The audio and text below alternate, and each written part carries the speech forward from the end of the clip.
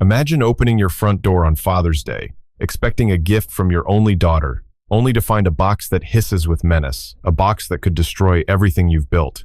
What if the child you poured millions into, the one you raised with love, turned that love into a weapon, betraying you in ways so vile it shatters your soul? My name is Charles Bennett, a man whose fortune was meant to secure a legacy, but instead, it unleashed a nightmare of greed and treachery. How far would your own blood go to steal your life's work? Imagine opening your front door on Father's Day, expecting a gift from your only daughter, only to find a box that hisses with menace, a box that could destroy everything you've built. What if the child you poured millions into, the one you raised with love, turned that love into a weapon, betraying you in ways so vile it shatters your soul? My name is Charles Bennett, a man whose fortune was meant to secure a legacy, but instead, it unleashed a nightmare of greed and treachery. How far would your own blood go to steal your life's work? Stick with RevengeX to uncover the shocking truth. Subscribe, like, and share, because this story will leave you questioning everything you know about family. My name is Charles Bennett, a 62-year-old retired investment banker living in the manicured suburbs of Greenwich, Connecticut. For 35 years, I built a fortune through sleepless nights, high-stakes deals, and sacrifices that cost me countless family dinners and missed soccer games. My wealth, now in the tens of millions, was meant to secure a legacy for my family, a legacy I thought my daughter, Emily, and her children would cherish. I'd always been the provider, the rock, the man who fixed problems with a checkbook and a handshake. But on Father's Day, a single delivery shattered that illusion, exposing a betrayal so vile it turned my world upside down. My wife, Margaret, saw at first the box that held not a gift, but a venomous secret, and her warning saved me from a horror I never could have imagined. The morning started with the kind of deceptive calm that Greenwich mornings are famous for. Sunlight filtered through the oak trees lining our cul-de-sac, casting dappled shadows on our sprawling colonial home. Margaret was in the kitchen, her hands busy with the French press, the aroma of coffee mingling with the scent of her lavender garden outside. At 60, she still moved, with the grace of the ballet teacher she once was, her silver hair catching the light as she hummed softly. I sat on the porch, flipping through the Wall Street Journal, savoring the rare quiet. Our neighbor, Tom Henderson, waved as he loaded his kids into their SUV for a Father's Day picnic. Normalcy. That's what I craved after years of bailing Emily out of her endless financial messes, debts that had ballooned to millions, draining my accounts faster than I could replenish them. Emily, my only child, was 34, a woman who'd inherited her mother's charm but none of her restraint. Her husband, Derek, was a leech in designer sneakers, a 40-year-old entrepreneur whose only success was gambling away my money at high roller tables in Atlantic City. For years, I'd funded their lifestyle $3 million in the last 5 alone, covering their Manhattan penthouse rent, Emily's couture shopping sprees, and Derek's failed crypto ventures. I told myself it was for my grandchildren, Lily and Ethan, ages 9 and 7, whose smiles were the only thing keeping me tethered to this sinking ship of a relationship. But every check I wrote felt like a ransom payment, buying temporary peace from Emily's tantrums and Derek's veiled threats. The delivery truck's rumble broke the morning's peace. A UPS driver, sweating in his brown uniform, dropped off a sleek black box, no bigger than a wine crate, with Charles Bennett scrawled in Sharpie. "Happy Father's Day," he said, handing me his clipboard. Someone paid a fortune for Sunday delivery. I signed, puzzled. No return address, just a generic label from a shipping center in Newark. The box was oddly light, maybe 3 pounds, but it vibrated faintly, like something inside was alive. Margaret appeared at the door, her dish towel twisting in her hands, her eyes narrowing. "Charles, don't touch it," she whispered, her voice tight with fear. "Look at the sides those holes.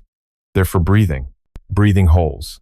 My stomach lurched as I spotted them, tiny, deliberate punctures in the glossy cardboard, barely visible unless you knew to look. My mind raced. Who would send something alive? A pet? A prank?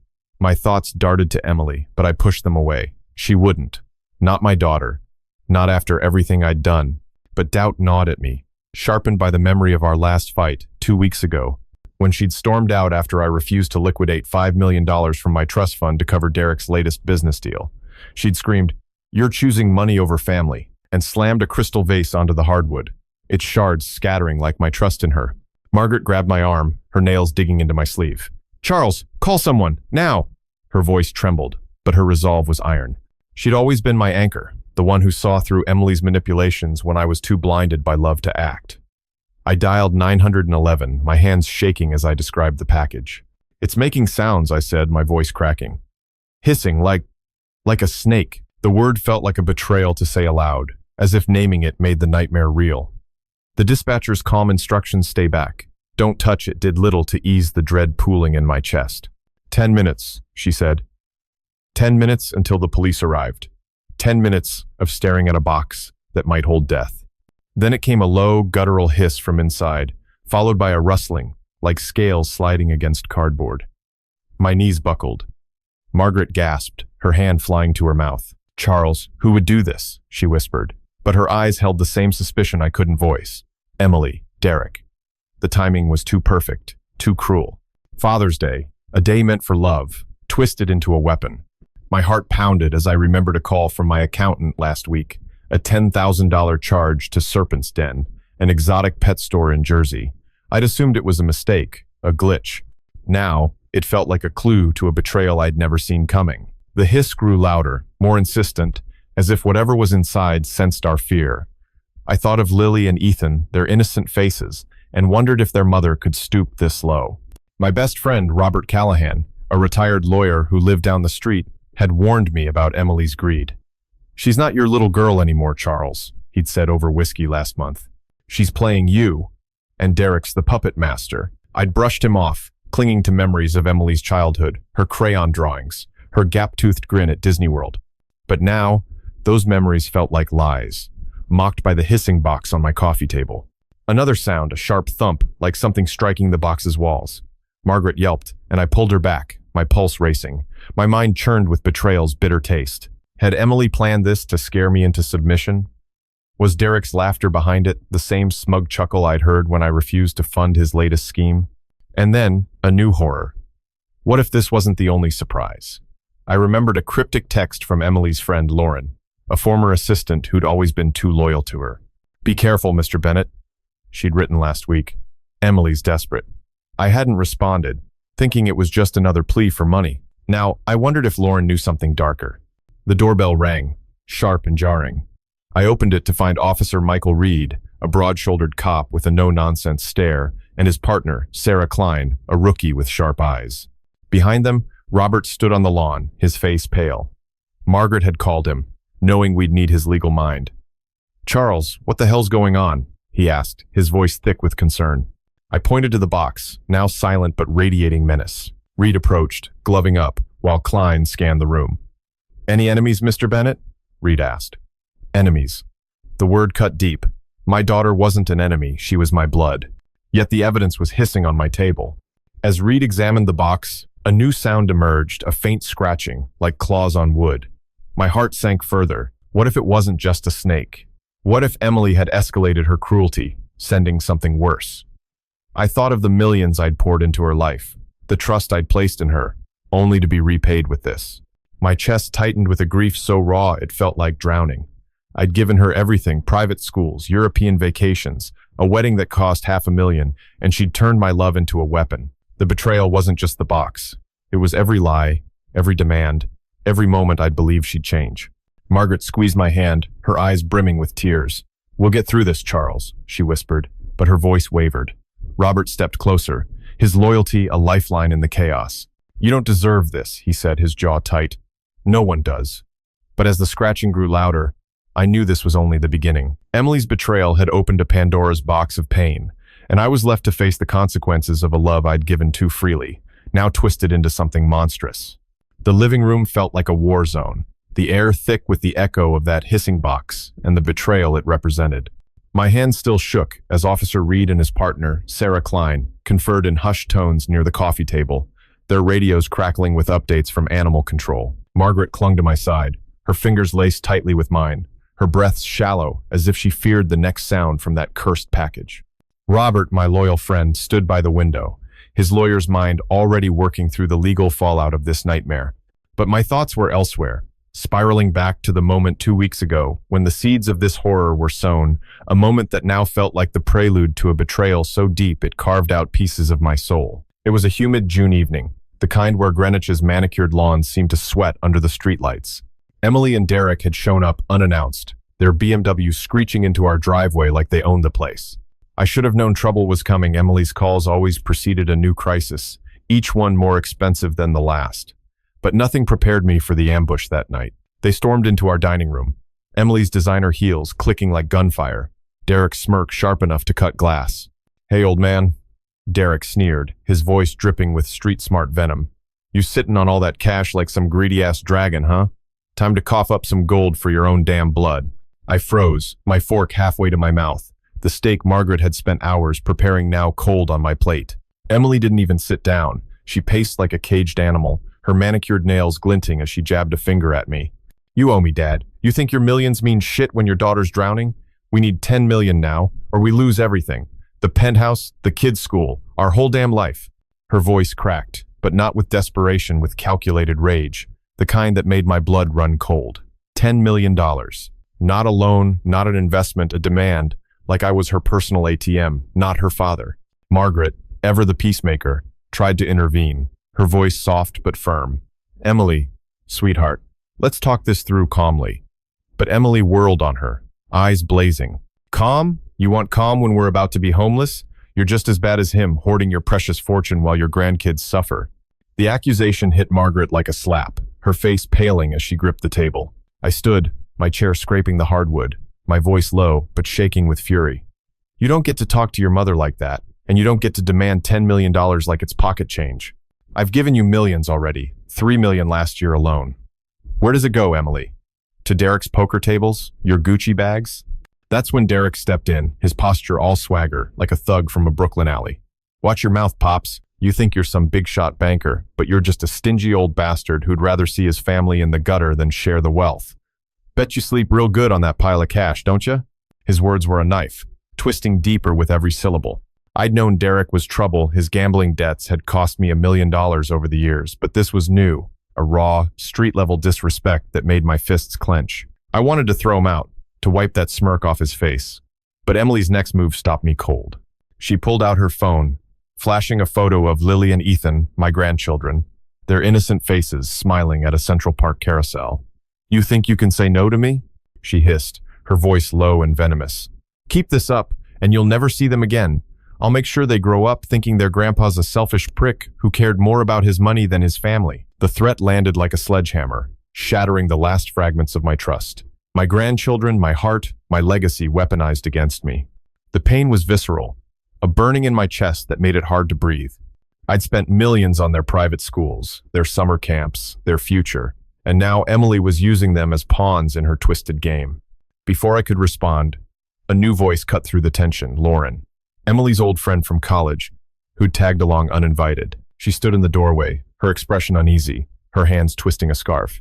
"Emily, maybe you should ease up," she said, her voice trembling but earnest. "Your parents have done a lot for you." Lauren had always been the middle ground, the one who tried to bridge the gap between Emily's demands and our sanity. But Emily rounded on her, eyes flashing. "Stay out of this, Lauren. You don't get it. You don't have kids to feed, a life to maintain. Go back to your perfect little nonprofit job and leave us alone." Lauren flinched, but her eyes met mine, a silent apology for the storm she couldn't stop. Then came the first shock, a crash from the living room. Derek had swept a crystal decanter off the sideboard, its shards exploding across the Persian rug we'd bought for our 25th anniversary. "Oops," he said, his grin pure malice. "Guess that's what happens when you piss off family, huh, Charles?" The casual destruction was a gut punch, a deliberate violation of our home. Margaret gasped, tears welling, but I was too stunned to move. My mind screamed at me to act, to protect what was mine, but my heart clung to the fading image of Emily as the little girl who'd once danced on my shoes at a charity gala. The second shock hit moments later. Emily's phone buzzed, and she glanced at it, her face shifting to a mask of triumph.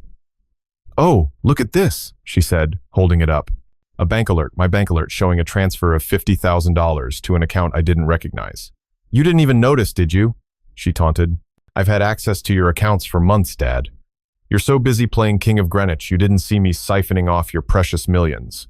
My vision blurred with rage and betrayal. She'd stolen from me, not just money, but trust, love, the very foundation of our family.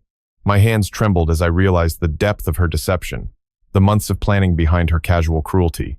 The final blow came as they left.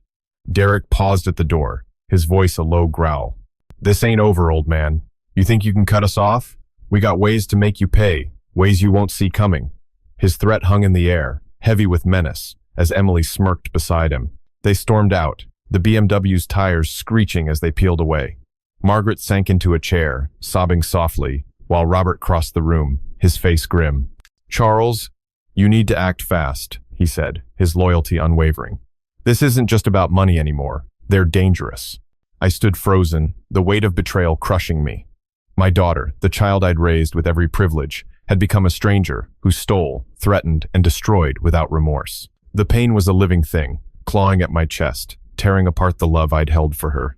I wanted to believe she could change, that the girl who'd once drawn me as her superhero still existed somewhere inside her. But the evidence was undeniable, her theft, her threats, that damned box still hissing on my coffee table. As Officer Reed called for animal control, I knew this was only the beginning. Emily's betrayal had opened a wound that wouldn't heal, and the next move was mine. But what could a father do when his daughter had declared war? The living room was a tomb of silence after the police left, the hissing box now gone, carted off by animal control in a secure carrier. But the venom lingered not in the snake, but in the betrayal that had slithered into my home, coiling around my heart. Margaret stood by the bay window, her silhouette framed against the Greenwich twilight, her hands trembling as she clutched a mug of chamomile tea that had long gone cold. Robert, ever the steadfast friend, lingered near the doorway, his lawyer's eyes scanning me for signs of collapse. I sat on the edge of the leather sofa, staring at the coffee table where the box had sat, its invisible weight still crushing me. The betrayal wasn't just the snake, it was the unraveling of everything I'd believed about family, love, and loyalty. Emily's actions had carved a chasm in my soul, and the echoes of her deceit kept pulling me deeper into despair. The days after that, June confrontation had been a descent into paranoia. I'd spent hours scouring bank statements, my eyes burning as I uncovered more unauthorized charges, hundreds of thousands of dollars siphoned to offshore accounts, luxury boutiques, and shady crypto exchanges. Emily hadn't just taken $50,000. She'd bled me for over $2 million in the past 6 months. Each transaction, a silent stab in the back. My mind churned with the memory of her voice from that night, dripping with street-smart scorn. "You're so busy playing King of Greenwich, you didn't even notice. How had I been so blind? I'd built a fortune through vigilance, yet my own daughter had played me like a mark in a con game, her and Derek laughing behind my back while I wrote checks to save her emergencies. Devil." Then came the first shock of the day after the snake, a letter, slipped under our front door at dawn. No stamp, no postmark, just my name scrawled in angry red ink. Margaret found it first, her gasp pulling me from a restless sleep. The words were a gut punch. "You think you're untouchable, old man? Keep your millions, but you'll pay in ways that hurt worse than money. Blood's thicker than cash, and we're coming for ours." No signature, but I knew Derek's voice in every syllable, his thug swagger bleeding through the ink. The threat was a blade, sharp and personal, promising not just financial ruin, but something darker, more primal. My hands shook as I handed the letter to Robert, who read it with a clenched jaw. "This is escalation, Charles," he said, his voice steady but grave. "You need to lock this down now." The second shock hit before I could process the letter. My phone buzzed with a voicemail from Lauren, Emily's old friend, her voice tight with panic. "Mr. Bennett, I didn't want to get involved, but Emily's out of control. She's been meeting with some guy, Vinny, a loan shark from Jersey. I overheard her and Derek planning something big, something to make you regret crossing them. Please, be careful." The message cut off abruptly, as if she'd been interrupted. My stomach twisted. A loan shark? Emily had always been reckless, but this was a new low, entangling herself with criminals to extort her own father. The betrayal burned deeper, a scalding mix of grief and rage. I'd given her everything, private tutors, a brownstone for her wedding, millions to keep her afloat, and now she was consorting with thugs to punish me for saying no. I called Lauren back, my voice hoarse with desperation. She answered on the first ring, her words tumbling out. "I'm sorry, Mr. Bennett. I tried to talk her out of it, but she's obsessed. Derek's got her convinced you're the enemy, that your money's rightfully hers. This Vinny guy, he's bad news. I saw him at their place, all tatted up, talking about teaching you a lesson." Her fear was palpable, a mirror to my own. Lauren, the one person still trying to bridge the gap, was now a whistleblower, risking Emily's wrath to warn me. But her words only deepened the wound. My daughter wasn't just stealing, she was plotting with criminals, turning our family into a battlefield. The third shock came as I hung up, my phone lighting up with a text from an unknown number. A photo loaded slowly, and when it appeared, my breath caught. It was my classic Mustang, the one I'd sold for $1 million to cover Emily's gambling debts, parked in a seedy lot, its hood spray-painted with the words, "Pay up, rich boy." Derek's handiwork, no doubt, his street rat bravado screaming through the vandalism. The car was gone, sold to a collector, but the message was clear. They knew how to hit me where it hurt. My mind flashed to Lily and Ethan, their faces in that carousel photo Emily had weaponized. Were they next? Would she drag my grandchildren into this vendetta, using their innocence as leverage in her war? Margaret's hand on my shoulder pulled me back. "Charles, we can't let this destroy us," she said, her voice trembling but resolute. Her strength was a lifeline, but I could see the cracks in her composure, the grief for the daughter we'd lost. I wanted to scream, to demand why Emily had turned on me, but my heart was too heavy with the truth. I'd enabled her for decades, writing checks to silence her tantrums, believing each crisis was the last. Now, her betrayal was a mirror, reflecting my own failures as a father. I'd loved her too much to let her fall, and in doing so, I'd created a monster who saw me as nothing but a bank vault to crack. Robert broke the silence, his voice cutting through my spiral. "I'm calling my contact at the DA's office. This letter, the snake, the car, it's enough for a restraining order, maybe more. But you need to decide how far you're willing to go." His loyalty grounded me, but the choice tore at my soul. Could I turn my daughter over to the police? The girl who'd once braided daisies into Margaret's hair, now plotting with loan sharks and vandals? The pain was a physical ache, a vice around my chest. I wanted to save her, to pull her back from this abyss. But every new revelation, Vinny, the letter, the car, pushed her further out of reach. Then, a knock at the door, sharp, aggressive, like a gunshot in the quiet. Margaret flinched, and Robert moved to my side, his hand on my arm. I opened the door to find Vinny, a wiry man in a leather jacket, his tattoos crawling up his neck like snakes. "Yo, Bennett," he sneered, his Jersey accent thick with menace. "Your girl and her dumbass husband owe me $500,000. They say you're good for it, so let's make this quick, or your fancy house might not look so pretty tomorrow." His grin was a predator's, cold and calculating. Behind him, I glimpsed Emily's BMW idling at the curb, Derek's silhouette in the driver's seat, watching like a vulture. The betrayal was complete. My daughter had sent a thug to my door, her greed now a threat to our very lives. I stood frozen, the weight of 35 years of love collapsing under the reality of who Emily had become. My heart screamed to fix this, to pay whatever they wanted, but my mind saw the truth. No amount of money would stop this spiral. Vinny's threat, Derek's vandalism, Emily's theft, they were a hydra, each head growing back uglier than the last. As Margaret's hand found mine, her warmth a reminder of what I still had, I knew I had to act. But how do you fight your own blood when they've declared you the enemy? The answer was coming, whether I was ready or not. The air in our Greenwich home felt suffocating, as if Vinny's threat had sucked the oxygen from the room. His leather-clad silhouette lingered in my mind, a tattooed specter of my daughter's betrayal. His words, "Your fancy house might not look so pretty tomorrow," echoing like a death knell. Margaret's hand trembled in mine, her eyes wide with a fear I'd never seen in our 38 years together. Robert, his face etched with grim resolve, was already on the phone with his contact at the DA's office, his voice low and urgent. I stood rooted to the hardwood floor, my heart a battlefield where love for Emily clashed with the raw wound of her treachery. The snake, the stolen millions, the vandalized car, and now a loan shark at my door, each was a layer of betrayal, peeling back the illusion of the daughter I'd raised. My soul ached with the weight of it, but something harder was forming inside me. A resolve to end this war, no matter the cost. Are you enjoying the story so far?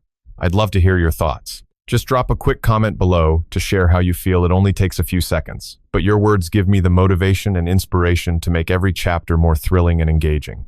Go ahead, let me know what's on your mind. And now, let's dive back into the story. The first shock came an hour later, as twilight deepened into night. My phone lit up with an email from my security company, flagged as urgent. The subject line read, "Unauthorized access attempt home surveillance." My pulse spiked as I opened it, revealing grainy footage from our backyard cameras. A hooded figure, unmistakably Derek's lanky frame, was caught spray painting our garden shed with vicious red letters, "Greedy bastard." The timestamp was from last night, hours before Vinny's visit.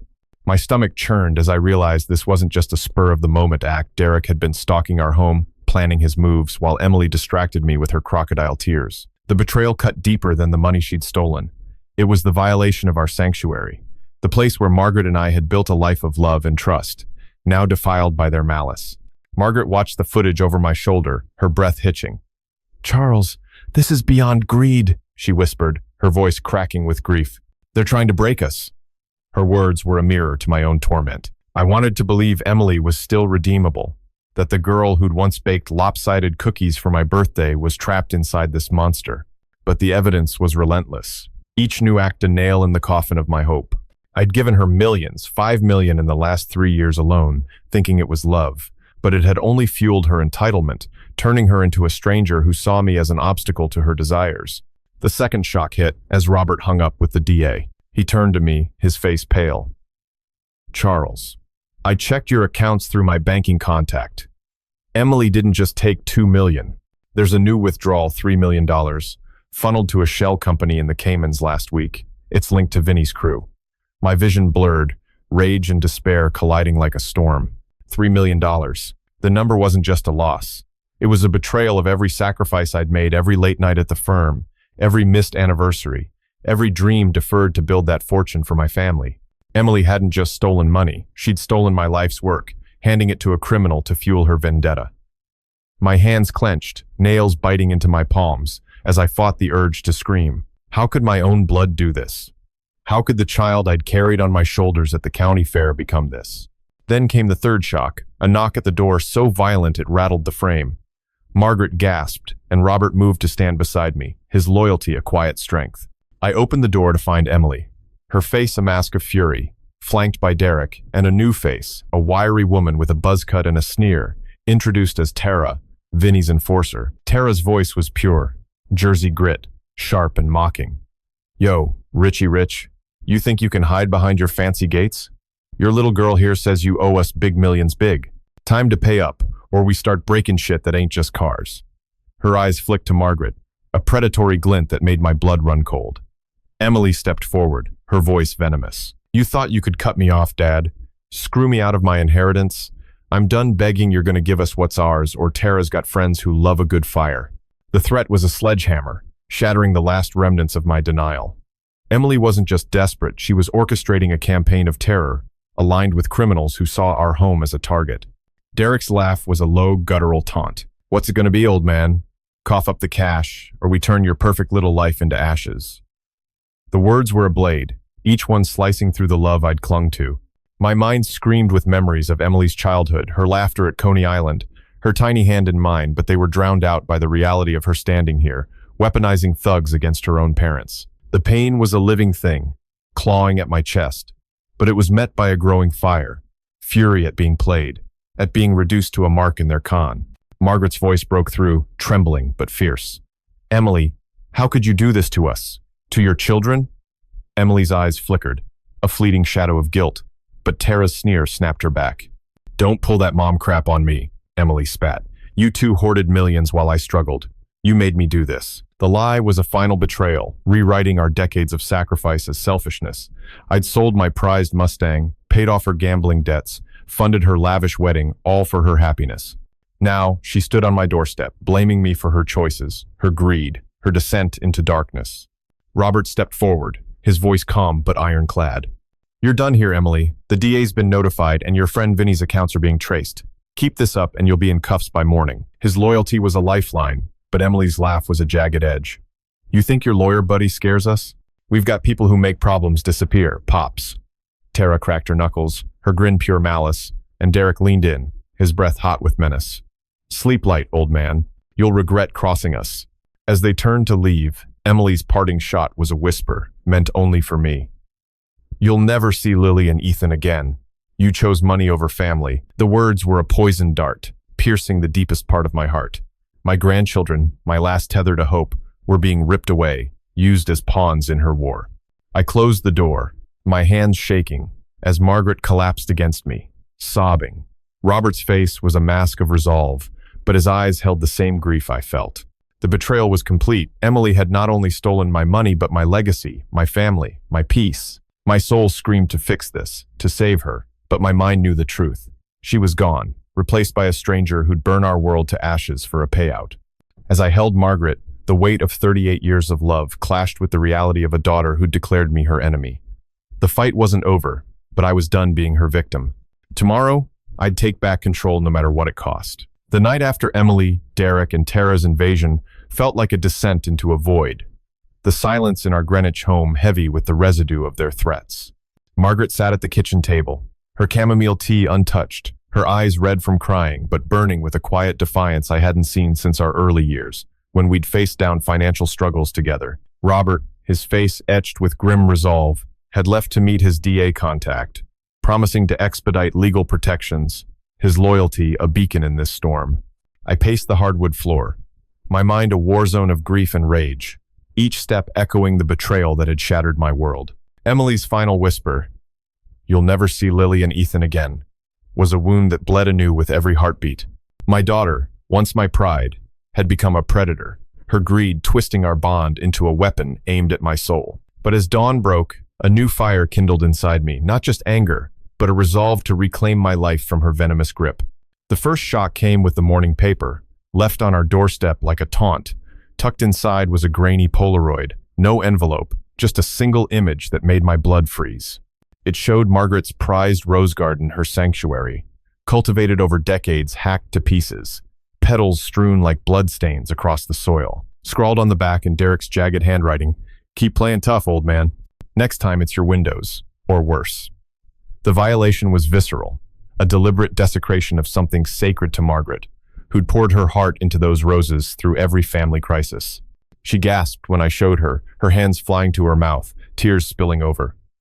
"They're monsters, Charles," she whispered, her voice breaking. The pain in her eyes mirrored my own, a grief so deep it felt like drowning, not just for the garden, but for the daughter who'd orchestrated this cruelty. My heart screamed to fix this, to call Emily and beg for answers, but my mind recoiled at the futility. She wasn't the child who'd once helped Margaret plant those roses, giggling as dirt smudged her cheeks. That girl was gone, replaced by a stranger who'd allied with thugs to terrorize us.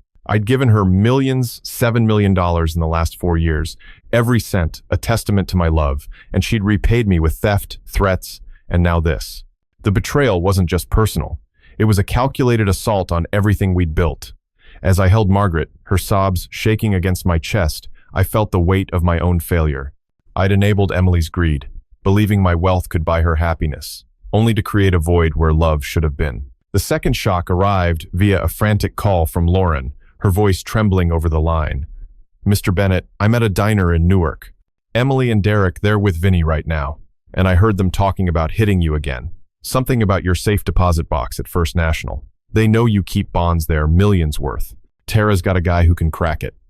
My heart stopped. The safe deposit box held bearer bonds, a $10 million nest egg for Lily and Ethan's future, untouchable by anyone but me. Emily had known about it since college, when I'd shown her the bank vault, hoping to teach her about legacy. Now, she was plotting to steal it, her betrayal sinking to depths I couldn't fathom. Lauren's voice cracked. "I'm scared, Mr. Bennett. I tried to stop her, but she called me a traitor, said I'd regret crossing her. Her loyalty, risking everything to warn me, was a lifeline, but it only deepened the agony of Emily's descent." The third shock came as I hung up, my phone buzzing with a video message from an unknown number. I opened it, and my knees buckled. It was a shaky clip of Lily and Ethan, my grandchildren, playing in a park, oblivious to the camera. Derek's voice narrated, low and mocking. "Cute kids, huh, Pops? Be a shame if they got caught up in your bullshit. Pay up, or they take a little trip you won't like." The video cut to black, his laughter a knife in my gut. My vision blurred with tears, rage, and terror colliding. Emily wasn't just stealing money, she was threatening her own children, my heart's last refuge, to extort me. The pain was a wildfire, consuming every memory of her as my little girl. I'd spent millions on her dreams, her safety, her future, and now she dangled her own kids as bait. My soul screamed to protect them, to pay whatever they demanded, but my mind saw the trap. Giving in would only tighten their noose. Margaret grabbed my hand, her face pale but fierce. "Charles, we can't let them win. Not like this." Her strength anchored me, but her eyes held a mother's grief, a mirror to my own. Robert burst through the door, his face grim. "The DA's filing for an emergency restraining order, but we need to move those bonds now." His words were a call to action, but my heart was splintering. I wanted to believe Emily could be saved, that some shred of the daughter I'd loved remained. But the Polaroid, Lauren's warning, Derek's video, they were a crescendo of betrayal, each note more vicious than the last. I'd given Emily everything, and she'd turned it into a weapon, her greed, a black hole swallowing our family. Then came a pounding at the door, so aggressive it shook the walls. Margaret flinched, and Robert positioned himself protectively in front of us. I opened the door to find Tara, her buzz cut glinting under the porch light, a crowbar dangling from her hand. "Time's up, rich boy," she sneered, her voice pure street venom. "Vinny's done waitin'. You got 10 million in that bank, and we're taking it one way or another. Your bitch daughter says you'll cave, so let's make it quick before shit gets real ugly." Her eyes flicked to Margaret, a threat unspoken but clear. Behind her, Emily stood in the shadows, her face cold, no trace of remorse. Derek leaned against their BMW, lighting a cigarette, his grin a taunt. "Clock's ticking, old man," he called. "You want to keep your grandkids safe? Open that vault, or we'll burn your whole damn world down." The words were a guillotine, severing the last thread of hope. Emily's silence was louder than Tara's threats, her complicity a betrayal deeper than any theft. My heart screamed to save Lily and Ethan, to give in just one more time, but my mind saw the truth. Emily was lost, her soul sold to greed and vengeance. As Margaret's hand tightened in mine, her tears falling silently, I felt a resolve harden within me. I'd been their victim too long, bleeding millions to appease a daughter who'd declared war. "Get off my property," I said, my voice low but steel. "You want to fight? You'll get one, but not on your terms." Tara's laugh was a hyena's cackle, but Emily's eyes flickered, a crack in her facade. As they retreated to their car, I knew this wasn't over. The echo of Tara's crowbar tapping against her palm lingered in my ears as their BMW roared out of our Greenwich driveway, leaving a cloud of exhaust and menace. Margaret clung to me, her body trembling, her face buried in my chest as if she could hide from the nightmare our daughter had unleashed. Robert stood by the door, his phone pressed to his ear, coordinating with the DA to secure our safety, his voice a steady anchor in the chaos. But inside me, a storm raged grief, fury, and a bone-deep betrayal that gnawed at my soul. Emily's cold stare, her silent complicity as Tara and Derek threatened our lives, was a blade that cut deeper than any theft. I'd built a fortune, tens of millions, to give her a life of security, only to watch her turn it into a weapon against us. As I held Margaret, my heart screamed for the daughter I'd lost, but my mind was sharpening, forging a plan to end this war before it consumed us all. The first shock came at midnight, shattering the fragile quiet. An alarm blared from my phone, a security alert from our vacation home in the Hamptons, a place we hadn't visited in months. The app showed live footage. Two figures in ski masks smashing the glass patio doors, their flashlights cutting through the darkness. One of them turned to the camera, and I recognized Derek's lanky frame, his middle finger raised in a mocking salute before he spray-painted the lens black. Scrawled across the screen were the words, "You can't hide, rich boy." My stomach lurched. The Hamptons house, our refuge, where Margaret and I had planned to retire, was now another casualty of Emily's vendetta. She'd known the security codes, the layout, everything, from summers spent there as a child. The betrayal was a gut punch, her intimate knowledge of our lives twisted into a tool for destruction.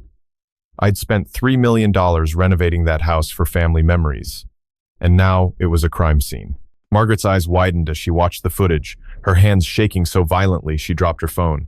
"Charles, they're everywhere," she whispered, her voice raw with terror. "What's next? Our home? Our grandchildren?" Her fear was a mirror to my own, amplifying the agony of Emily's betrayal. I wanted to scream, to demand why my daughter had chosen this path, why she'd traded love for vengeance. Every memory of her building sandcastles on the Hamptons beach, her laughter echoing through those halls, felt like a lie, mocked by the wreckage she'd orchestrated. I'd given her everything, pouring millions into her dreams, only to see her spit on our legacy with calculated cruelty. The second shock hit as I called the police to report the break-in. My phone buzzed with a new email, this one from an anonymous account titled Payback. Attached was a PDF, a forged document claiming I'd sold our Greenwich estate for a mere $100,000 to a shell company linked to Vinny. My heart stopped. The paperwork was meticulous, mimicking my signature, the kind of fraud that could tie us up in court for years. A note at the bottom, in Emily's handwriting, read, "You thought you could cut me off? I'll take it all, old man." The audacity was staggering. She wasn't just stealing. She was trying to erase our lives, to strip us of our home, our security, everything we'd built over decades. The betrayal burned like acid, each revelation a new layer of deceit. I'd trusted her with my business secrets, my financial strategies, and now she was using them to dismantle my world.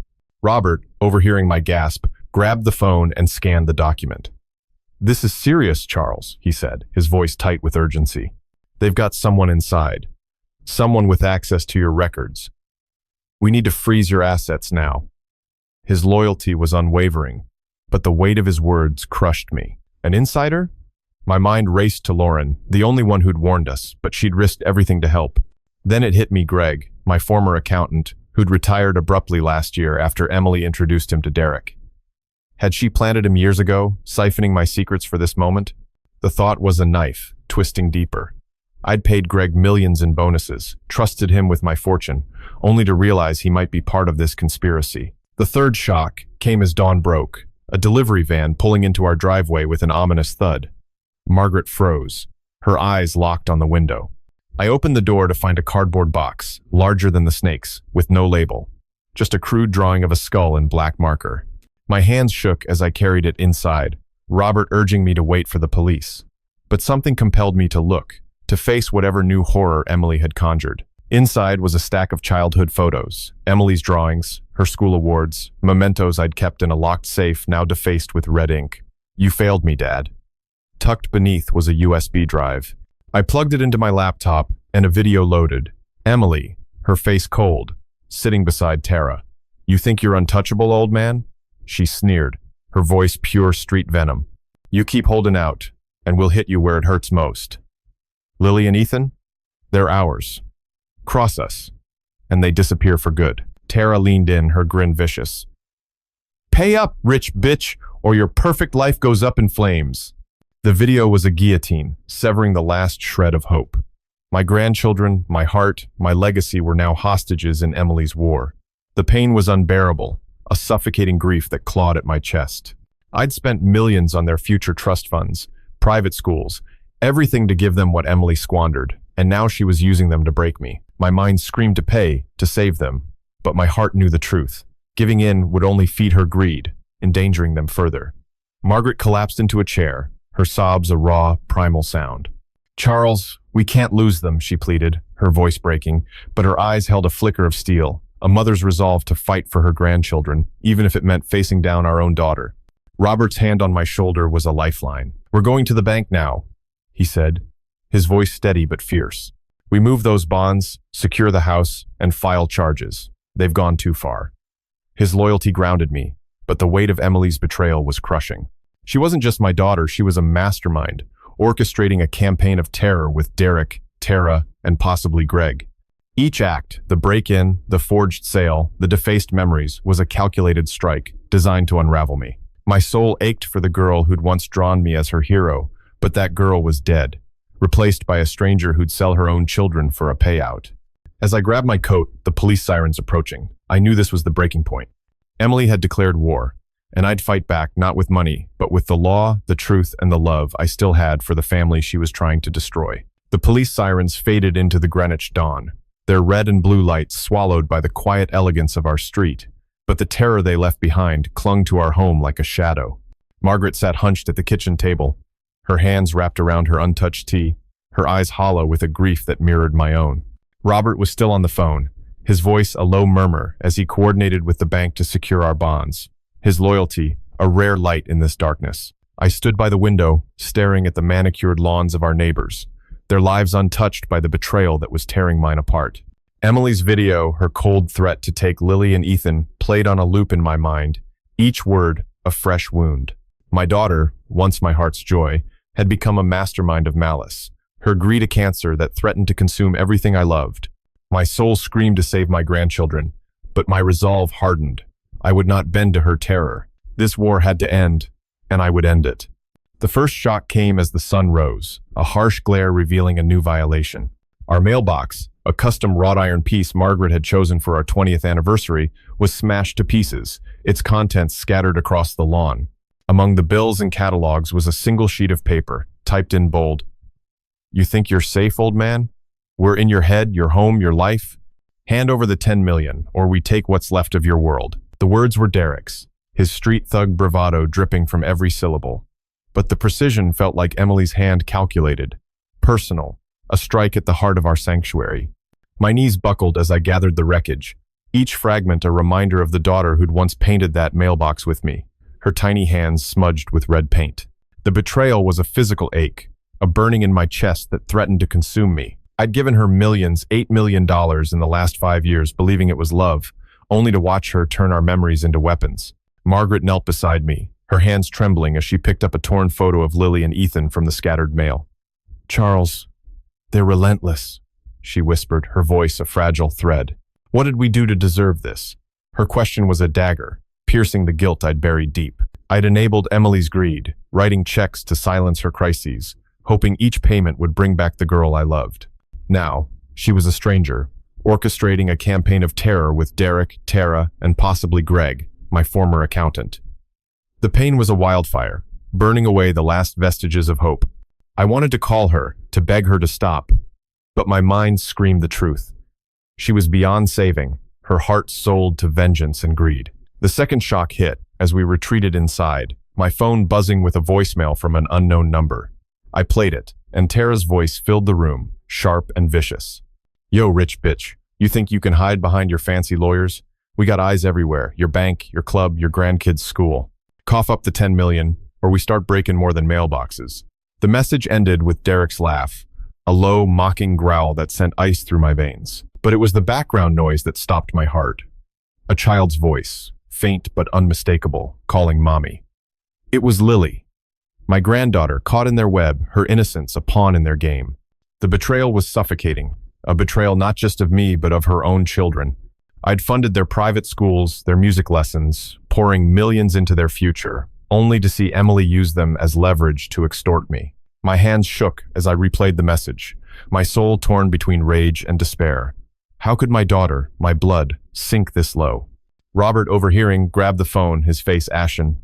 "Charles, this is kidnapping territory," he said, his voice tight with urgency. "We need to alert the FBI now." His words were a lifeline, but they deepened the wound. Kidnapping.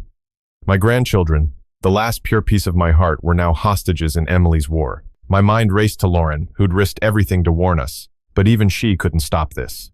Then it hit me, another name from the past. Carla, our former nanny, who'd stayed close to Emily after leaving our employ. She'd always been too eager to please Emily, too quick to excuse her tantrums. Had she been feeding Emily information, helping her track our lives? The thought was a fresh betrayal. Another layer of deceit from someone I'd trusted with my family. I'd paid Carla generously, millions over the years, and now she might be part of this conspiracy. The third shock came as we prepared to leave for the bank. A car screeched to a stop outside, and I peered through the blinds to see Lauren, her face pale, stumbling out of a taxi. She pounded on the door, her voice frantic. "Mr. Bennett, they're coming for you tonight," she gasped as I let her in. "I overheard Vinny at a bar. Emily gave him your bank codes, your schedules, everything. They're planning to hit your office, to take your client files, millions in investments. Tara's got a hacker, some guy named Spike." Her eyes were wide with fear, her loyalty, a beacon in the darkness, but her words were a sledgehammer. My office, the heart of my career, held sensitive client data worth tens of millions. Emily had access from years ago, when I'd let her intern there, hoping to teach her responsibility. Now, she was using that trust to destroy me. Her betrayal, a meticulously planned assault on my legacy. Margaret grabbed Lauren's hands, her voice breaking. "Why, Lauren? Why is she doing this?" Lauren's tears spilled over, her voice choked. "She thinks you owe her, Mrs. Bennett. She's obsessed, says you've hoarded millions while she struggles. Derek and Vinny, they're feeding her lies, pushing her further." The pain in her words echoed my own, a shared grief for the Emily we'd lost. But as I looked at Margaret, her face etched with a mother's anguish, I felt a resolve solidify. Emily's threats, Lily's voice, the smashed mailbox, the planned heist were a declaration of war. I'd spent decades building a life for my family, only to see it torn apart by the daughter I'd loved too much. My heart screamed to save her, to pay the millions they demanded, but my mind saw the truth. She was a stranger, her greed, a black hole that would swallow us all. As Robert called the FBI and Lauren collapsed into a chair, I knew the time for pleading was over. Tonight, I'd protect my family, not with money, but with action, no matter the cost to my soul. The morning light filtering through our Greenwich windows felt cold, as if the sun itself recoiled from the darkness Emily had unleashed. Margaret sat on the couch, her hands clasped tightly, her face a mask of anguish and resolve, the weight of our grandchildren's safety pressing down on her. Lauren, still shaken, sipped water Robert had given her, her eyes darting to the door as if expecting Tara's crowbar to come crashing through. Robert paced, his phone a lifeline to the FBI, his voice steady but laced with urgency as he relayed Lauren's warning about the planned heist on my office. I stood frozen, my heart a wreckage of betrayal. Each new blow from Emily Lily's voice in Tara's voicemail, the smashed mailbox, the defaced memories carving deeper into my soul. My daughter, once my greatest pride, had become an orchestrator of terror, her greed, a venom that poisoned everything I held dear. My mind screamed to protect Lily and Ethan, but my heart was breaking, torn between the love I'd once had for Emily and the reality of her monstrous betrayal. The first shock came as we waited for the FBI. A notification pinging on my laptop from my corporate email. It was a forwarded message from my firm's IT department, flagged as critical. Someone had attempted to access my client database overnight, triggering a lockdown. Attached was a screenshot of the hacker's digital footprint, a username, Spike Viper, linked to an IP address in Newark. My breath caught as I read the accompanying taunt. "Nice try, old man. Your secrets ain't safe. Hand over the 10 million, or your clients lose everything." The words were pure Derek, his street thug bravado unmistakable, but the sophistication of the attack screamed Emily's involvement.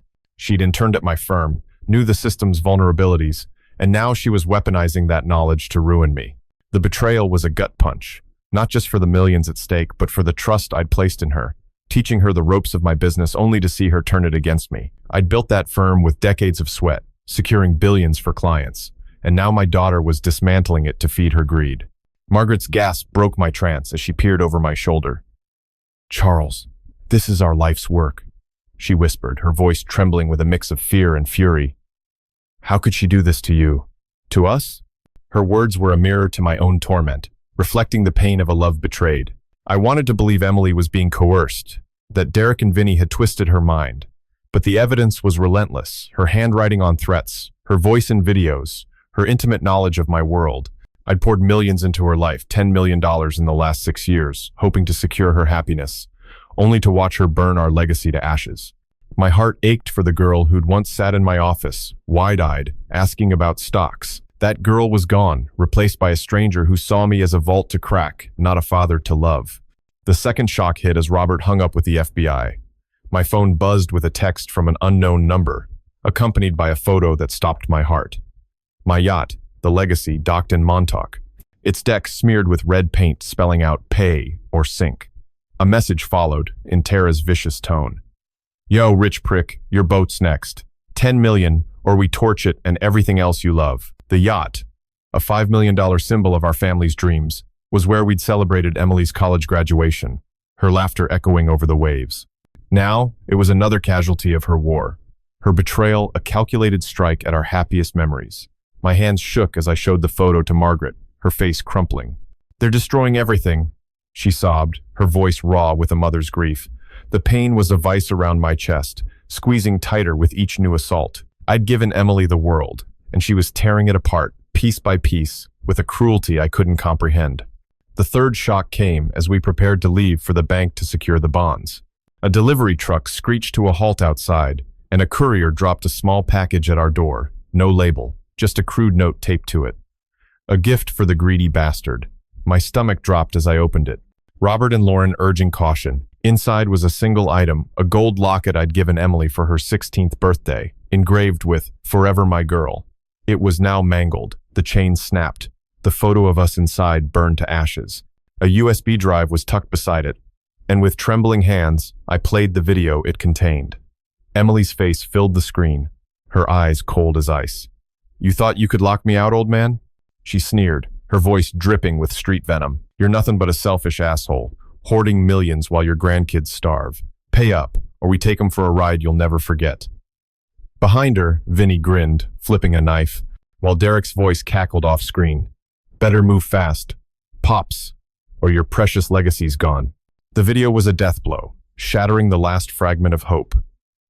Lily and Ethan, my grandchildren, were now pawns in Emily's twisted game, their safety dangled like bait to force my hand. The pain was unbearable, a searing grief that clawed at my soul. I'd spent millions, $12 million in trust funds to secure their future, only to see their mother use them as leverage. My mind screamed to pay, to save them, but my heart knew the truth. Giving in would only deepen their danger, feeding Emily's endless greed. Lauren's sob broke the silence, her loyalty a stark contrast to Emily's betrayal. "I'm so sorry, Mr. Bennett," she whispered. "I tried to warn you, but she's too far gone." Her words were a lifeline, but they deepened the wound. Emily, my daughter, was now a criminal mastermind, her love replaced by a hunger for power. Margaret grabbed my arm, her eyes blazing through her tears. "Charles, we have to fight," she said, her voice a mix of anguish and steel. "For Lily and Ethan, for us." Her resolve anchored me, but the weight of Emily's betrayal was crushing. She wasn't just stealing money, she was erasing our family, our memories, our future. Robert's voice cut through, urgent and commanding. "The FBI's on their way, Charles. We're locking down your accounts and filing charges. This ends today." His loyalty was a rock, but my heart was splintering. I wanted to save Emily, to pull her back from this abyss, but the locket, the yacht, the hacker's taunt, they were proof of her descent. As we headed to the car, the FBI's sirens approaching, I knew this was the end game. Emily had declared me her enemy, but I'd fight for my grandchildren, my wife, my life not with money, but with every ounce of strength I had left. The FBI's sirens grew louder, cutting through the Greenwich morning as Margaret and I piled into Robert's car, Lauren in the back, her face pale with fear but resolute. The weight of Emily's latest assault, the mangled locket, the defaced yacht, the hacker's threat to my firm pressed against my chest like a lead weight. Each betrayal, a deeper cut into the fabric of my soul. Margaret's hand gripped mine, her fingers cold but steady, her eyes reflecting a mother's anguish and a warrior's resolve. Robert's voice was a low growl as he briefed the FBI over the phone, his loyalty a lifeline in this spiraling nightmare. I stared out the window at the manicured lawns of our neighbors, their lives untouched by the venom of my daughter's greed. Emily had turned our family into a battlefield, her threats against Lily and Ethan a wound that bled with every heartbeat. My heart screamed to save them, to pay the millions she demanded, but my mind was a fortress now, forged in the fire of her betrayal. I would end this war, not with surrender, but with a fight for what remained of my family. The first shock came as we reached First National Bank, the glass facade gleaming under the morning sun. My phone buzzed with a new voicemail, and I played it, my blood freezing as Vinny's voice filled the car, thick with Jersey menace. "Yo, moneybags, you think you can outrun us? We got your bank codes, your vault, everything. Hand over the 10 million, or we leak your client list to every scumbag on the dark web.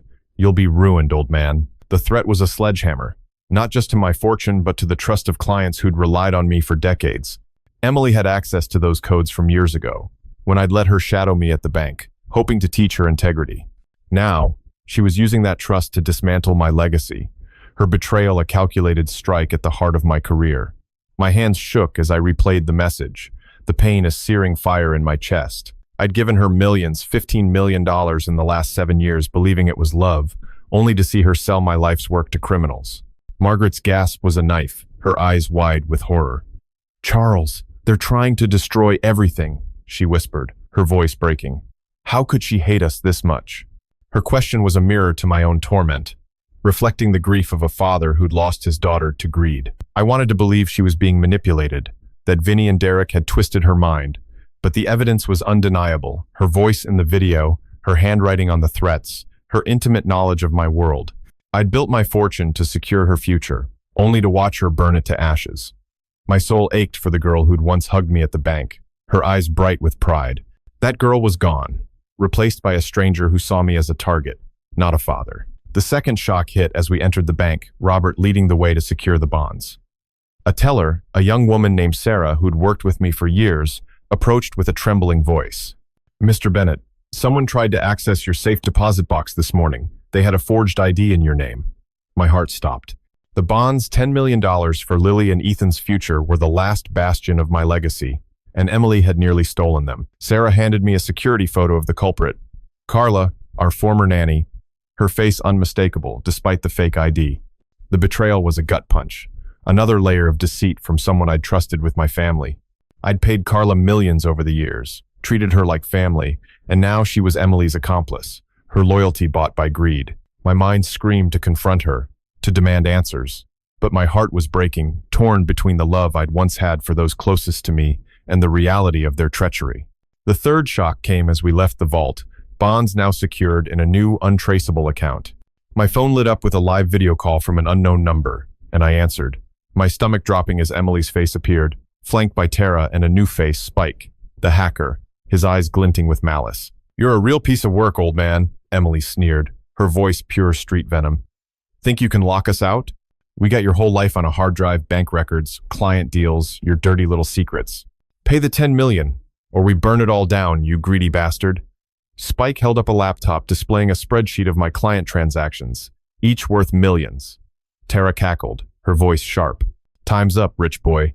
Your grandkids are next if you don't play ball." The video cut to a brief clip of Lily and Ethan at school, their backpacks bouncing as they walked, oblivious to the camera. My vision blurred with tears, rage and despair colliding. Emily was using her own children as pawns. Her betrayal. A monstrous act that defiled everything I'd believed about family. Lauren's sob broke the silence in the car, her loyalty a stark contrast to Emily's cruelty. "I'm so sorry, Mr. Bennett," she whispered. "I didn't know it was this bad." Her words were a lifeline, but they deepened the wound. Emily was no longer my daughter, but a mastermind of terror, her love replaced by a hunger for power. Margaret grabbed my arm, her eyes blazing through her tears. "Charles, we can't let them take our grandchildren," she said, her voice a mix of anguish and steel. Her resolve anchored me, but the pain was unbearable, a searing grief that clawed at my soul. I'd spent millions, $18 million in trust funds and gifts to secure Lily and Ethan's future, only to see their mother weaponize them against me. My mind screamed to pay, to save them, but my heart knew the truth. Giving in would only deepen their danger, feeding Emily's insatiable hunger. Robert's voice cut through, urgent and commanding. "The FBI's got a team at the school, Charles. They're tracking Spike's IP, and Carla's in custody. We're ending this now." His loyalty was a rock, but my heart was splintering. Emily's betrayal, the locket, the yacht, the client data was a meticulously planned assault, each act a strike at my core. I wanted to save her, to pull her back from this abyss. But the video, Carla's treachery, the threat to my grandchildren, they were proof of her descent. As we sped toward the FBI's command post, sirens blaring, I knew this was the final stand. Emily had declared me her enemy, but I'd fight for my grandchildren, my wife, my life, not with money, but with every ounce of strength I had left, even if it meant destroying the daughter I'd once loved. The FBI command post, a sterile office in downtown Greenwich, buzzed with urgency as agents swarmed around us, their radios crackling with updates on Carla's arrest and the trace on Spike's IP. Margaret sat beside me, her hand gripping mine, her face a battlefield of fear and defiance, her eyes haunted by the image of Lily and Ethan in Emily's cruel video. Lauren, trembling but resolute, recounted her bar encounter to an agent, her loyalty, a fragile thread holding us together.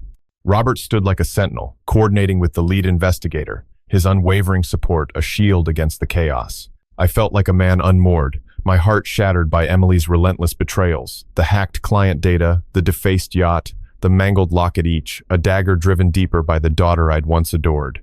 My soul screamed to save my grandchildren, to pay the $10 million she demanded, but my mind was a steel trap now, forged in the crucible of her malice. Emily had declared war, and I would fight not with money, but with the truth, even if it meant burying the love I'd held for her. The first shock came as the FBI briefed us on their plan to secure Lily and Ethan's school. My phone vibrated with a new email, marked urgent, from my firm's legal counsel. Attached was a leaked audio file, intercepted from a burner phone traced to Vinny. Emily's voice, cold and venomous, filled the room as I played it. "Screw you, old man. You think you can hide your millions? We got your offshore accounts, 20 million in the Caymans. Gone by tonight unless you pay up." Derek's laugh cut in, raw and mocking. "You're done, Pops. Your rich-ass empire's gonna crash, and we'll be laughing all the way to the bank." The audacity was staggering. She'd accessed my private accounts, a secret I'd shared only with her during a moment of trust years ago, hoping to teach her about wealth management. Now, she was using it to rob me blind, her betrayal a calculated assault on my life's work. My chest tightened, the pain a searing mix of grief and rage. I'd given her millions, $20 million over a decade, believing it was for her future, only to see her sell my trust to criminals. Margaret's sob broke the silence, her hand squeezing mine until it hurt. "Charles, she's trying to erase us," she whispered, her voice raw with a mother's anguish. Her words mirrored my own torment, a father's heart breaking under the weight of a daughter's hatred. I wanted to believe Emily was a victim, coerced by Vinny and Derek, but her voice in that audio was pure malice, a stranger's voice in my daughter's skin. I'd built my fortune to give her security, only to watch her weaponize it against me. My soul ached for the girl who'd once counted pennies with me at the kitchen table, her eyes bright with dreams. That girl was dead, replaced by a predator who saw me as prey, not a father. The second shock hit as the FBI agent handed me a report from Carla's interrogation. She'd confessed to feeding Emily my schedules, my bank codes, even the layout of our Hamptons house, for a cut of the profits, $500,000. But the real blow was her revelation. Emily had been planning this for years, planting Carla in our lives as a spy when she was still our nanny. The betrayal was a sledgehammer, shattering the trust I'd placed in someone who'd rocked my grandchildren to sleep. I'd treated Carla like family, paid her generously, and now she was Emily's pawn, her loyalty bought by greed. My mind screamed to confront her, to demand why she'd betrayed us. But my heart was crumbling, torn between the love I'd once had for those closest to me and the reality of their treachery. Margaret's eyes met mine, her grief a mirror to my own. "How could we be so blind?" she whispered, her voice breaking. The pain was a wildfire, burning away the last vestiges of hope. The third shock came as we prepared to leave the command post, the FBI mobilizing to intercept Emily's crew. My phone lit up with a text from an unknown number, accompanied by a photo that stopped my heart. Our family's cabin in Vermont, a retreat where we'd spent countless Christmases, its windows shattered, the porch smeared with graffiti. "Pay or burn." A video followed, and I played it, my hands trembling. Tara's face filled the screen, her buzz cut glinting under a streetlight, a Molotov cocktail in her hand. "Time's up, rich boy," she sneered, her voice pure Jersey venom. "You think you can outsmart us? We got your cabin, your clients, your whole damn life. 10 million, or we light it up starting with your precious grandkids." The video panned to Emily, her eyes cold, a smirk playing on her lips. "You failed us, Dad," she said, her voice dripping with street scorn. "You're nothing but a greedy bastard, hoarding millions while we suffer. Pay, or Lily and Ethan pay instead." Derek's laugh echoed, a cruel punctuation, as the video cut to black. The image of my grandchildren, my last beacon of light, being used as leverage was a guillotine, severing the final thread of my love for Emily. The pain was unbearable, a suffocating grief that clawed at my soul. I'd spent millions, $25 million in gifts, trusts, and bailouts to secure her happiness, only to see her turn her own children into weapons. My mind screamed to pay, to save them, but my heart knew the truth. Giving in would only tighten her grip, endangering them further. Lauren's voice broke through, trembling but fierce. "Mr. Bennett, I found something else," she said, handing me a crumpled note from her purse. It was a receipt from a pawn shop showing Emily had sold a family heirloom, a diamond ring worth $500,000, given to her by Margaret's mother for a fraction of its value. The betrayal was another layer, a desecration of Margaret's legacy, sold to fund Emily's war. Margaret collapsed against me, her sobs a raw, primal sound. "Charles, we can't let her take them," she pleaded, her voice a mix of anguish and steel. Her resolve anchored me, but the pain was crushing. Emily's betrayal, the cabin, the ring, the offshore accounts, was a meticulously planned assault, each act a strike at my core. Robert's voice cut through, urgent and commanding. "The FBI's got a sting operation ready, Charles. They're tracking Emily's crew to a warehouse in Newark. We end this tonight."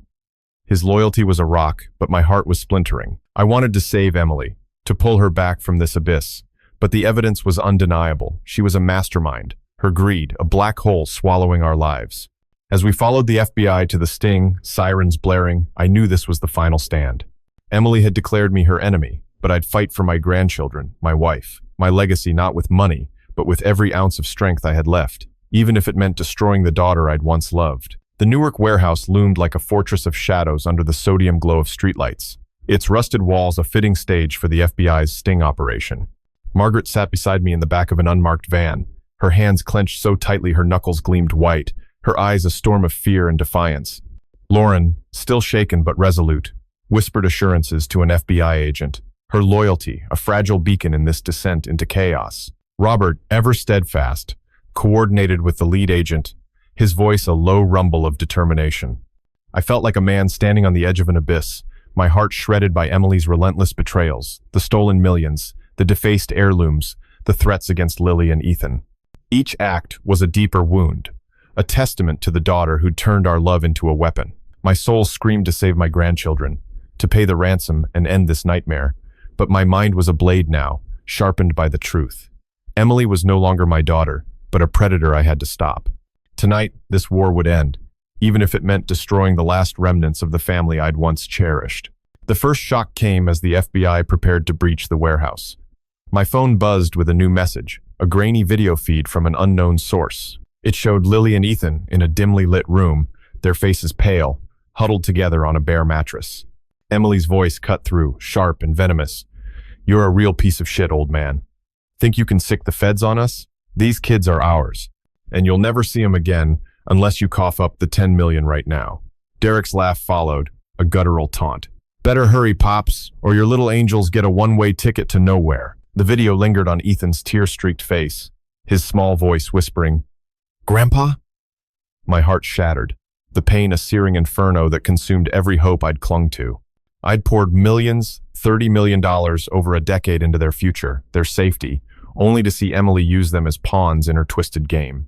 My mind screamed to pay, to save them, but my heart knew the truth. Giving in would only tighten her grip, endangering them further. Margaret's sob was a raw, primal sound, her hands clutching my arm as tears streamed down her face. "Charles, we can't lose them," she pleaded, her voice breaking under the weight of a mother's grief. Her anguish was a mirror to my own, a father's heart torn apart by the betrayal of his only child. I wanted to believe Emily could be saved, that some shred of the girl who danced with me at her sweet 16 remained, but her voice in that video was pure malice, a stranger's cruelty in my daughter's skin. I'd built my fortune to give her a life of joy, only to watch her turn it into a tool of terror. My soul ached for the days when she'd run to me with scraped knees, not threats and ransom demands. That girl was gone, replaced by a monster who held her own children hostage. The second shock hit as the FBI signaled the breach, their radios crackling with updates. An agent handed me a tablet displaying intercepted texts from Spike's phone, revealing a new layer of betrayal. Emily had contacted my former business partner, Harold, a man I'd trusted with billions in deals, offering him a cut of the stolen millions, $5 million, to leak my personal financial records. Harold's response was chilling. "I'm in. Bennett's had it coming." The betrayal was a sledgehammer, shattering the trust I'd placed in a man I'd called a friend for 20 years. I'd shared my dreams with Harold, my strategies, my life, only to learn he'd been bought by Emily's greed. My chest tightened, the pain a wildfire of grief and rage. I'd given Emily everything, and now she was turning my allies against me, her betrayal a meticulously planned assault on my world. The third shock came as the FBI stormed the warehouse, their shouts echoing through the van's speakers. My phone lit up with a live audio feed, hacked by Spike but intercepted by the FBI. Tara's voice was a venomous hiss. "You're fucked, rich boy. You think the feds can save you? We got backups people in your precious Greenwich who'll burn your life down. Pay the 10 million, or your grandkids ain't the only ones who disappear." Emily's voice followed, cold and mocking. "You failed me, Dad. You're nothing but a greedy bastard, sitting on millions while we rot. This is your fault." The audio cut to a child's scream, Lily's piercing the air like a blade. My vision blurred with tears, the pain unbearable, a suffocating grief that clawed at my soul. I'd spent millions, $35 million in trusts and gifts to secure their future, only to see Emily weaponize their innocence. My mind screamed to pay, to save them, but my heart knew the truth. She was a predator, her greed, a black hole that would swallow us all. Lauren's voice broke through, trembling but fierce. "Mr. Bennett, I found something in the warehouse plans," she said, handing an agent a crumpled map she'd stolen from Vinny's bar. It showed a hidden room, likely where Lily and Ethan were held. Her loyalty was a lifeline, a stark contrast to Emily's cruelty, but it deepened the wound my daughter was holding her own children captive, her betrayal a monstrous act. Margaret grabbed my hand, her eyes blazing through her tears. "Charles, we're getting them back," she said, her voice a mix of anguish and steel. Her resolve anchored me, but the pain was crushing. Emily's betrayal, the hostage video, Harold's treachery, the hidden room was a calculated strike, each act a blow to my core. Robert's voice cut through, urgent and commanding. "The FBI's moving in, Charles. They've got eyes on the kids. We're ending this now." His loyalty was a rock, but my heart was splintering. I wanted to save Emily, to pull her back from this abyss. But the evidence was undeniable. She was a mastermind, her greed, a cancer, destroying our lives. As the FBI breached the warehouse, gunfire erupted, the chaos crackling through the radio. Margaret clung to me, her sobs a raw plea for our grandchildren's safety. I felt like a man torn in two, my heart screaming for the daughter I'd lost, my mind hardened by the truth. Emily was my enemy, her actions a declaration of war. The pain of her betrayal, using Lily and Ethan, turning Harold, threatening our lives, was a wound that would never heal. But as the FBI's shouts signaled success, a faint hope flickered. Lily and Ethan were safe, pulled from that hidden room, but Emily, Derek, and Tara had vanished into the night. The war wasn't over, but I'd fight for my family not with money, but with every ounce of strength I had left, even if it meant facing the daughter I'd once loved in a final, devastating confrontation. The Newark warehouse raid had left a hollow victory in its wake. The FBI's success in rescuing Lily and Ethan, overshadowed by Emily, Derek, and Tara's escape into the night. Margaret and I sat in our Greenwich kitchen, the morning light filtering through the herb garden, a fragile reminder of the life we'd built. Lily and Ethan were safe, now under protective custody, their small faces pale but unharmed, their innocence a stark contrast to their mother's malice. Lauren had stayed with us, her loyalty a quiet strength as she recounted every detail to the FBI, her voice trembling with guilt for not stopping Emily sooner. Robert, ever the rock, was at his law office, finalizing legal protections with a tenacity that anchored us. My heart was a wasteland, scarred by Emily's betrayals, the stolen millions, the desecrated memories, the hostage crisis.